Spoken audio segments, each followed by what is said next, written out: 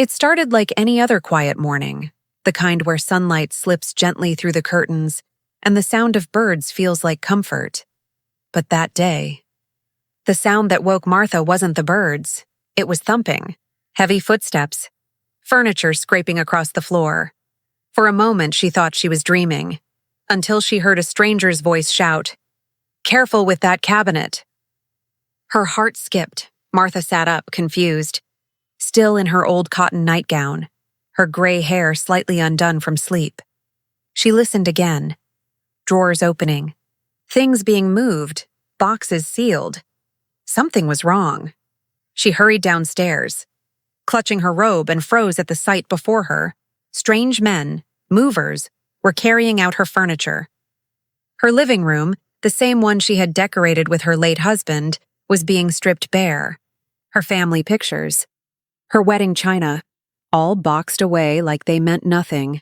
And there, standing in the middle of it all, was Jasmine, her daughter-in-law. Dressed immaculately as always, arms folded, eyes cold, directing them, Martha's voice trembled. "Jasmine, what is happening? Who are these people?" Jasmine didn't even look up. "Oh, didn't Daniel tell you? We're finally making some changes around here." "Changes?" Martha whispered. "You're taking my things." Jasmine sighed dramatically. "Your things? Martha, you're confused. This isn't your house anymore." Then she smiled. Not kindly, but the kind of smile that wounds deeper than words. "It belongs to Daniel and me now. Maybe you should start packing the rest of your stuff too." The words hit Martha like thunder. She blinked, unable to breathe. Her eyes darted around the room, searching for her son. "Where's Daniel?" "He wouldn't allow this. He wouldn't—" But Jasmine only shrugged. "He signed everything over." "You really should have read what you signed, Mother." The sound faded around her. The movers' footsteps, the boxes shutting, even Jasmine's voice. Martha's heart pounded in her ears. Her knees weakened, and before she could speak again, the room spun. The last thing she saw before collapsing was Jasmine's cold, unbothered expression, and her husband's old photo slipping off the wall, landing face down on the floor, as if even his memory couldn't bear to watch. Everything she thought she owned. Her peace, her dignity, her home, gone in a single morning. And as darkness closed in, one thought echoed in her fading mind. Did Daniel, my own son, know about this? When Martha opened her eyes again, the world felt unfamiliar. She was lying on the couch of her neighbor's house. Mrs. Green, a kind old friend who'd found her fainted by the gate. The faint scent of lavender tea filled the air, but no warmth could reach Martha's chest that morning. Her own son's house, her house, had become a stranger's battlefield. She sat silently for hours, watching the sun move across the floor, trying to piece together what had just happened. Every time she thought of Jasmine's words, "This isn't your house anymore," her heart squeezed tighter. Daniel, her son, the boy she had raised after losing her husband so young. Could he really have done this? That question haunted her for days. The story rewinds 2 months earlier. Back when grief was still fresh, and Martha was learning to live without her husband, Henry. She remembered Daniel sitting at the kitchen table one evening, his tone soft, reassuring. "Mom, let me handle the paperwork," he had said. "The house Dad's business shares. I'll make sure everything's in your name properly. It's just too much for you right now." He had smiled then. That same warm, boyish smile she trusted all her life, and like any mother who believed in her son's goodness, she simply nodded. She signed wherever he told her to. Papers filled with legal words she didn't understand. Every signature felt like trust. Every pen stroke felt like family. She never imagined. Each one was a quiet betrayal. The days went by, peacefully, or at least she thought they did. But Jasmine's small cruelties began to grow sharper. The way she would sigh when Martha cooked. The way she rolled her eyes when Martha spoke. One evening, Jasmine muttered under her breath, When are we finally going to have our own space? Martha had smiled sadly, pretending not to hear. She thought it was just frustration, not a warning of what was to come. Then one rainy afternoon, while wiping dust off a family portrait, Martha noticed something unusual. Behind the frame, taped to the back, was an old, yellowed envelope. The handwriting was unmistakable. Her husband's. Her hands shook as she read the words written in bold ink. For Martha only. A cold shiver ran down her spine. Inside, she found a small letter and a folded document, its edges worn from time. Henry's voice echoed in her memory. "Never sign anything you don't understand, my love. Promise me that." But she already had. The letter ended with a line that made her heart drop. "If you're reading this, it means something has gone wrong. Trust no one until you've seen our lawyer." Her breath caught in her throat. The puzzle pieces began to move. Her signatures, Daniel's insistence, Jasmine's sudden arrogance. Something was terribly wrong. And that night, as thunder rumbled outside, Martha sat at her dining table clutching that envelope, knowing that inside it lay the truth she was never meant to see. The next morning, she made a silent vow. If Daniel and Jasmine had turned her love into a contract of betrayal, she would find out, even if it broke her heart completely. Greed doesn't always roar. Sometimes it whispers, softly, sweetly, until you mistake it for love. And that's how it began with Jasmine. From the day she married Daniel, there was something in her eyes, a hunger that went beyond comfort, beyond family. She wanted ownership, control, the kind that made her feel powerful in every room she walked into. At first, Martha tried to love her. She really did. She gave Jasmine the master bedroom, shared her recipes, even offered her the family jewelry when she got pregnant. Though that pregnancy, like so many of Jasmine's promises, never came to pass. But Jasmine didn't want Martha's affection. She wanted her absence. One afternoon, Martha overheard a conversation she was never meant to hear.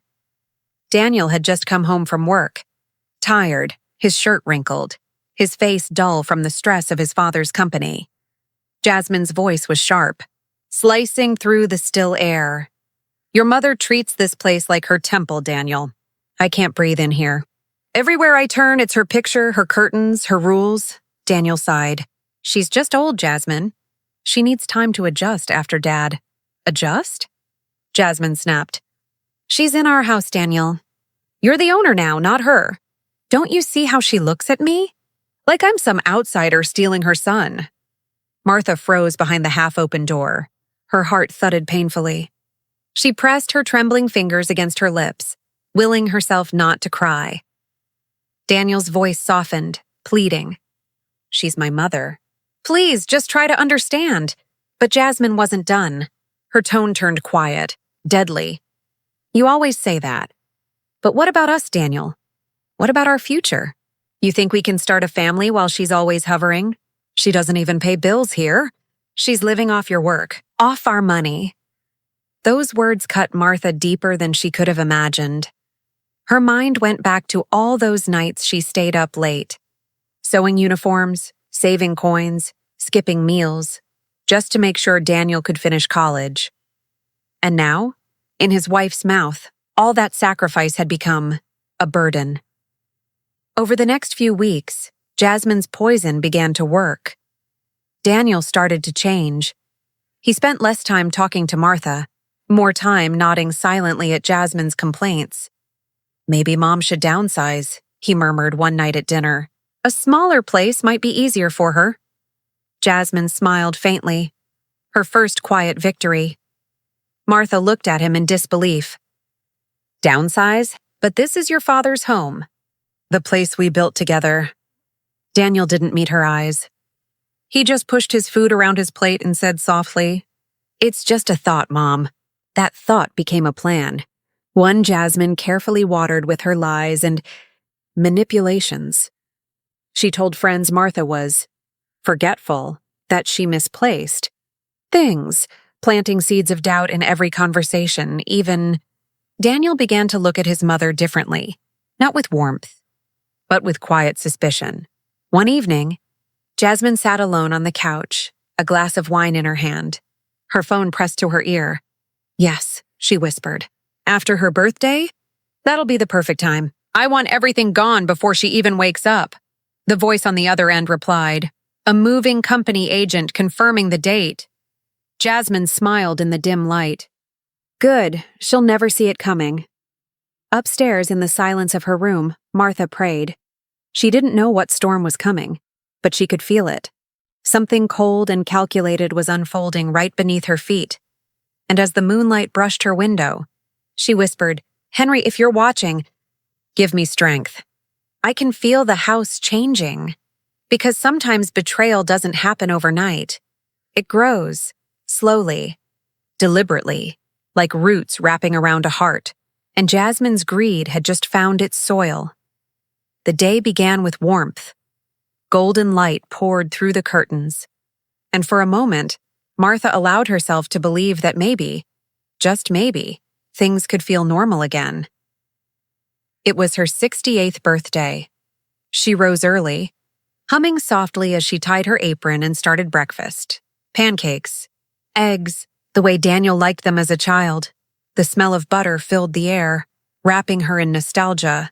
She placed fresh lilies on the table, her favorite flowers, the ones her husband used to bring home every year. But today she had bought them for herself. As she looked around the quiet house, she whispered, "Another year, Henry. I'm still here." By noon, Daniel and Jasmine arrived. Daniel had a wrapped box in his hands, and for a brief second, Martha's heart fluttered like a hopeful child. Maybe he remembered. Maybe things were mending. "Happy birthday, Mom," Daniel said, offering a quick, distracted smile. Jasmine followed behind, heels clicking sharply on the tile. She was on her phone, half listening, half scrolling.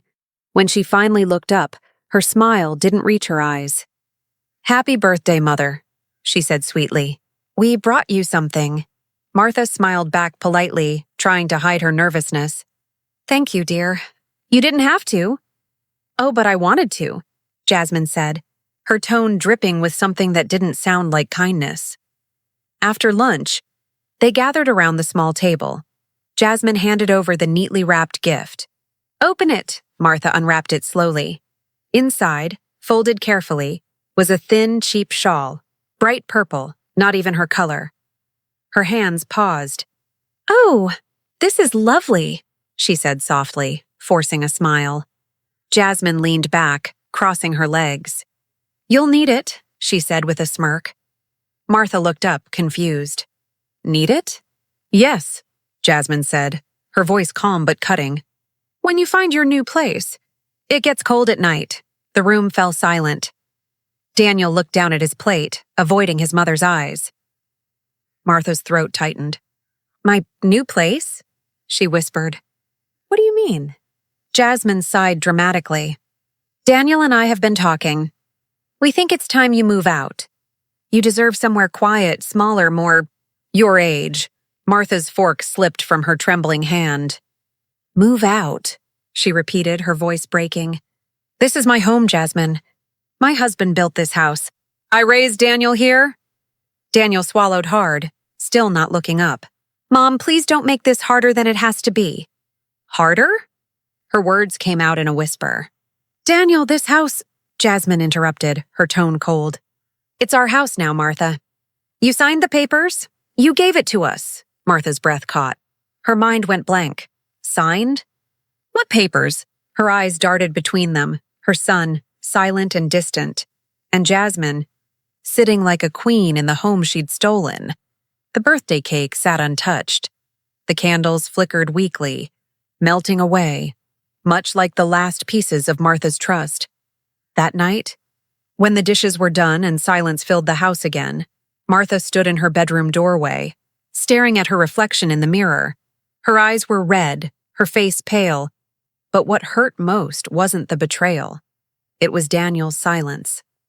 Downstairs, she heard their voices. Low, hurried, she leaned closer to the door. Jasmine's voice was sharp. It's done. She won't fight back. She's too old, too tired. Then Daniel softly, almost whispering, "The movers are coming tomorrow morning." She won't see it coming.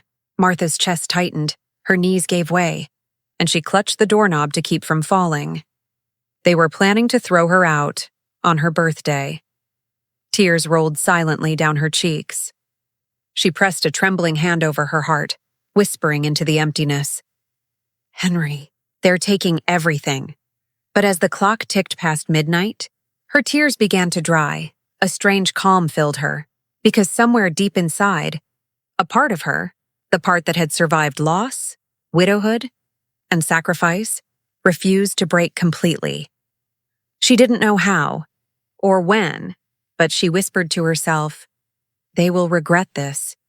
And downstairs, the shadows moved, preparing for the cruel morning that would change everything. The night after her birthday was sleepless. Martha lay in bed, her heart pounding like a distant drum. The whispers she'd overheard kept replaying in her mind. The movers are coming tomorrow morning. She told herself it couldn't be true. That maybe she had misunderstood. Surely Daniel would never. But deep down, she knew. As dawn crept in through the curtains, Martha finally drifted into a light, restless sleep. The kind that comes from exhaustion, not peace. And that's when it happened. A loud crash jolted her awake. She sat up, startled. The sound of boxes, voices, and heavy boots filled the house. Martha hurriedly slipped on her slippers, clutching her robe, and rushed out of her room. At the top of the stairs, her breath caught in her throat. Movers. Again. Men she'd never seen before, carrying her furniture, her photo frames, even her late husband's old rocking chair. Her living room looked like a storage yard. Chaos. Noise. Strangers dismantling her life piece by piece. "Excuse me?" she shouted, voice trembling. "What are you doing?" "Put that down." One of the men looked at her awkwardly. "Ma'am, we were told to clear the house. The owners said everything in here is theirs." "The owners?" Martha whispered. "I'm the owner."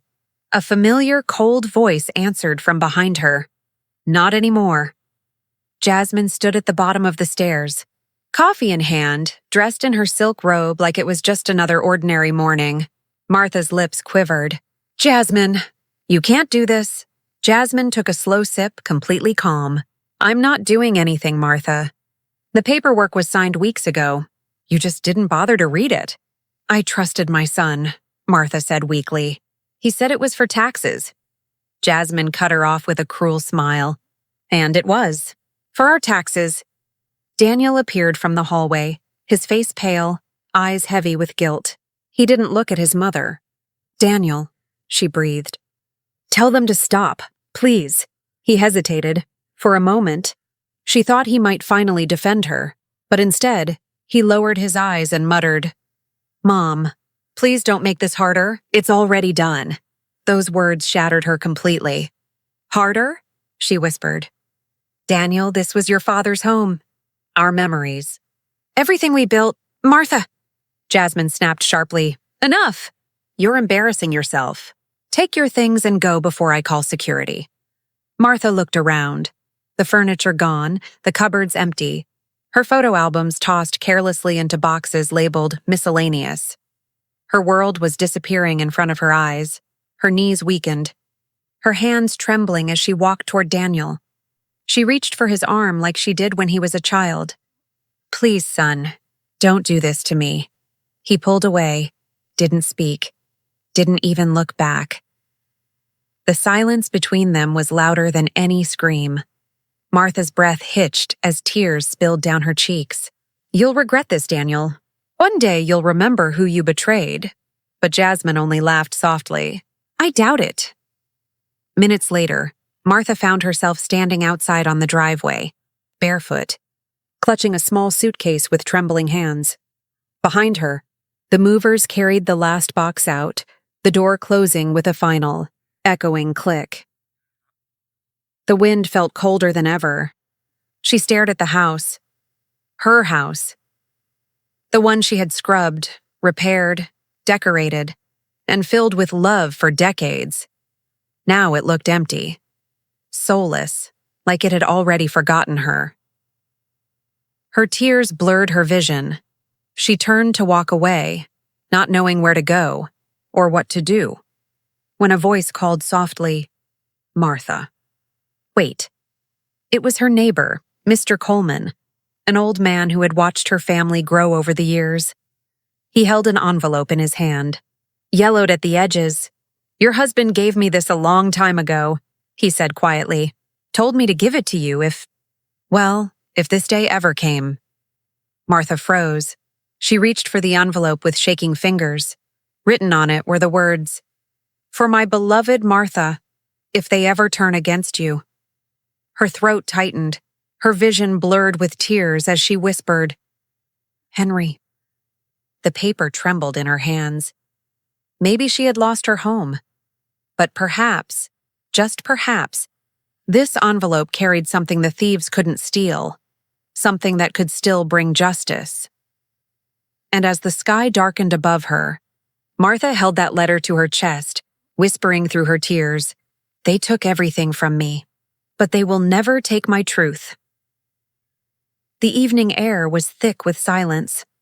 Martha sat alone on the park bench near the old oak tree, the same one she and her husband, Henry, had often sat under during Sunday walks. Her hands shook as she held the worn envelope close to her heart. For hours, she couldn't bring herself to open it. That letter, her husband's last words to her, was both a comfort and a dagger waiting to be unsheathed. But finally, as the streetlights flickered on, she whispered, "All right, Henry, show me what you left behind." She broke the seal. Inside was a neatly folded letter, and a smaller, official-looking document stamped and notarized. Her eyes scanned Henry's handwriting, tears falling as she read, "My dearest Martha, if you are reading this, it means something has gone terribly wrong, something I feared might happen after I'm gone. I know our son's wife, Jasmine, is clever, but her cleverness hides greed. I saw it in her eyes, and I feared that her ambition might one day poison Daniel's heart. So I made a choice, one final safeguard." Martha's heart raced. She turned the page and continued reading, every word hitting her like thunder. "The house, Martha, our home, is not in Daniel's name. Not truly. I set up a trust, one that activates only if you are ever forced out or deprived of your rights. Inside the second document, you'll find proof of ownership and the location of our family lawyer, Mr. Harris. He knows everything. If they betray you, go to him. He will know what to do." Her breath caught. She looked at the official paper, eyes widening. It was a hidden will, signed and sealed before his death. Her hands trembled as she clutched it tightly. "Henry, you knew," she whispered, voice cracking. "You knew this day would come." The next morning, Martha stood before a modest law office on Main Street. Its sign faded, but the name, Harris & Sons Legal, still etched proudly on the glass. Inside, a gray-haired man looked up from his desk. "Martha?" he said, stunned. I was wondering when you'd come." "You knew?" she asked, voice barely a whisper. He nodded solemnly. "Henry told me everything. Said you might need me one day, if your kindness was ever mistaken for weakness." Martha placed the papers on his desk. "Then please, help me get my life back." Hours passed as Mr. Harris examined the documents. Finally, he looked up, eyes gleaming with quiet triumph. "Martha," he said, "this changes everything." He explained how Henry had set up a conditional trust. The property, assets, and even Henry's remaining business shares were tied to Martha's welfare. If Daniel or Jasmine ever attempted to remove her from the home or misuse the estate, the ownership would revert solely to her. And now, with their betrayal proven, the clause had automatically activated. Martha stared at him, stunned. "You mean, I still own the house?" "You own everything," Harris replied with a smile. "And legally, they've just evicted the rightful owner from her own property. Which means you can take it all back, and more." Her chest tightened with disbelief. "Oh, Henry," she whispered. "You really did protect me." Mr. Harris leaned forward. "Martha will proceed carefully. I'll file a legal notice immediately. But do you want me to handle it quietly?" Martha shook her head slowly. "No, not quietly. I want them to see me walk back into that house with my head held high." Her eyes hardened, not with hatred, but with justice. The same gentle woman who once begged her son not to throw her out was gone. What remained was a mother who had found her strength and the truth that could set her free. That night, as she looked out of her small rented room's window, Martha held Henry's letter once more. She whispered softly into the night, "You thought you buried me, Jasmine, but you've only planted the seed of my return." Lightning flashed outside, illuminating her reflection in the glass. Weary, yes, but unbroken. And for the first time since that awful morning, Martha smiled because justice was no longer a dream. It was already on its way. The next dawn rose cold and gray, as if even the sky hesitated to shine upon those who had wronged her. Martha sat across from Mr. Harris's desk once again, her eyes steady, her back straight. The trembling woman who had once been thrown out in slippers and tears was gone. In her place sat a mother who had been forged by betrayal and now armed with truth. "Are you sure you're ready for this?" Mr. Harris asked quietly. Martha nodded. "I was ready the moment they called the movers." He smiled faintly and slid a folder toward her. Inside were legal notices, property seizure, court summons, and the activation of Henry's conditional trust. With every stamp and signature, the balance of power shifted. By noon, Daniel and Jasmine's world began to crumble. At their mansion, Martha's mansion, the morning calm shattered when a black car pulled up. 2 uniformed court officers stepped out. Holding official envelopes, Jasmine opened the door, still in her silk robe, eyes sharp with irritation. "Yes. What is this?" "Notice of property repossession and pending fraud investigation," one officer said flatly. Her smirk froze. "What? There must be some mistake. This house is registered to Mrs. Martha Lewis," he interrupted. "Under legal trust established by the late Mr. Henry Lewis." Her jaw dropped. Behind her, Daniel stumbled out of the hallway, half-dressed. Confusion and fear painted across his face. "What's going on?" Jasmine thrust the papers at him. "They're saying your mother owns the house. Do something!" Daniel's hands trembled as he scanned the documents. Each word burned his conscience like fire. Forgery, trust activation, legal transfer of ownership, and at the bottom, her name, Martha Lewis. A car door slammed outside. They turned and froze. Martha stepped out, dressed simply but elegantly. Her silver hair pinned neatly, her eyes unflinching. The same woman they had once pushed out like unwanted furniture now stood in her driveway. Dignified, calm, untouchable. Daniel's voice broke the silence first. "Mom, what are you doing here?" She took a slow breath. "Coming home," Jasmine scoffed. "Home? You mean our home?" "Oh, please, this is pathetic." But before she could finish, one of the court officers turned to her. "Ma'am, under order of the district court, you and Mr. Daniel Lewis are required to vacate these premises immediately pending investigation. Any resistance will result in legal enforcement," Jasmine's voice faltered. No, this can't be happening." Daniel looked at his mother, really looked at her. And what he saw was not vengeance, but heartbreak buried under steel resolve. "Mom, we didn't mean for this to go so far," he whispered. She tilted her head gently. "Didn't mean to, Daniel? You stood there and watched them throw me out of my own home." Her voice trembled, not from weakness, but from the weight of everything unsaid. "I gave you everything, my time, my savings, my faith. And when I needed a roof, you handed me rain." Tears welled in his eyes. But Jasmine hissed, "Don't let her manipulate you again." She turned on Martha, venom in her tone. "You think this makes you powerful? You're still alone. You have no one." Martha looked at her with quiet pity. "You took my house, my peace and my son's heart.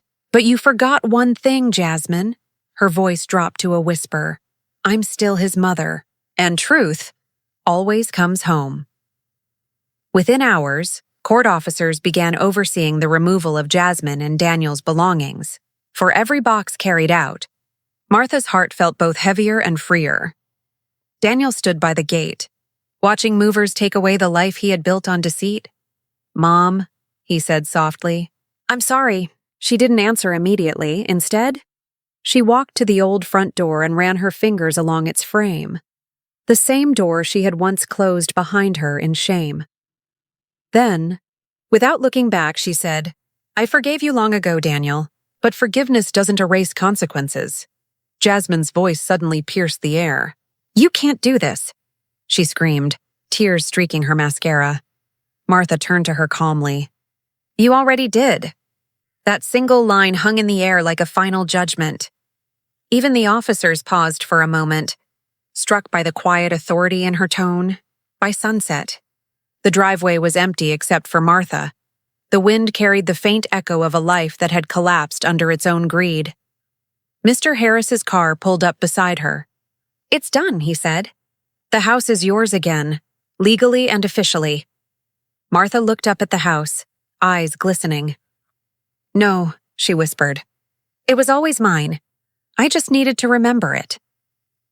As the sun dipped low behind the trees, golden light bathed the porch where she once served her family dinner, where laughter had turned to silence and betrayal to strength. For the first time in months, she unlocked the door herself and stepped back into her home. The house was silent again, but this time, it was not the silence of grief, it was peace. Sunlight poured through the lace curtains, painting golden patterns across the living room floor. Dust danced in the air like tiny spirits, free at last. Martha stood by the window, hands wrapped around a cup of tea.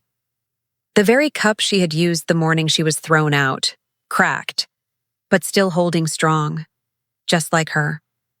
The echo of those awful days still lingered somewhere deep inside her, but they no longer hurt. They reminded her of what she had survived, of how far she had come. On the table lay Henry's letter, carefully framed. Beside it, a small vase of fresh white lilies, his favorite. She smiled softly. You did it, Henry. You protected me. But in the end, I protected myself. Later that afternoon, a hesitant knock echoed through the front door. Martha opened it slowly, and there stood Daniel. He looked nothing like the proud man from months ago. His eyes were tired, his voice small. Mom, he began, his words trembling.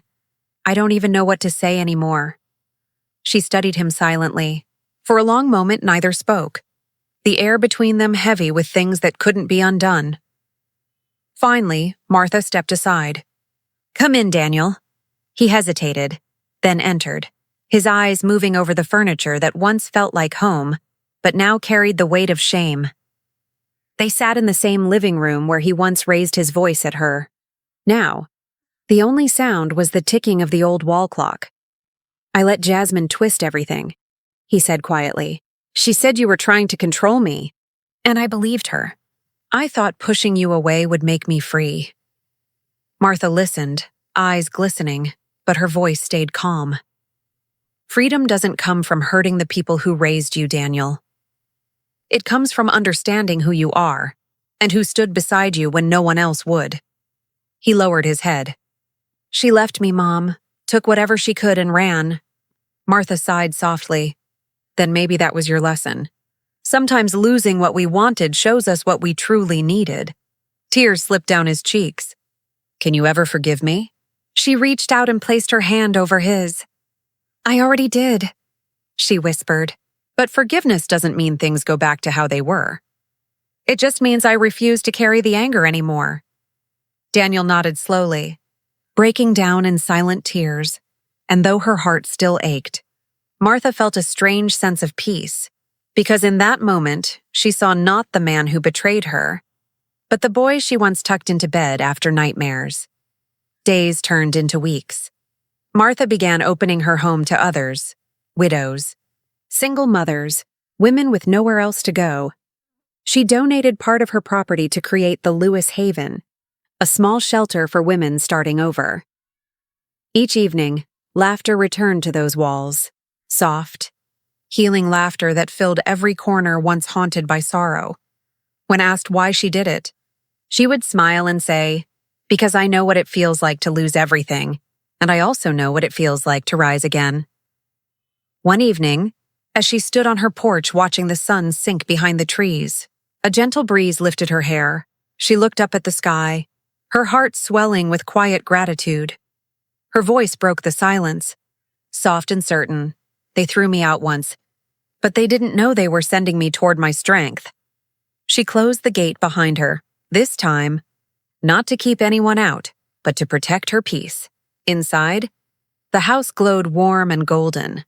On the mantel hung a small plaque engraved with words she had chosen herself.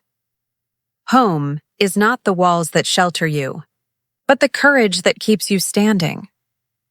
Martha smiled, and for the first time in a long time she felt truly home.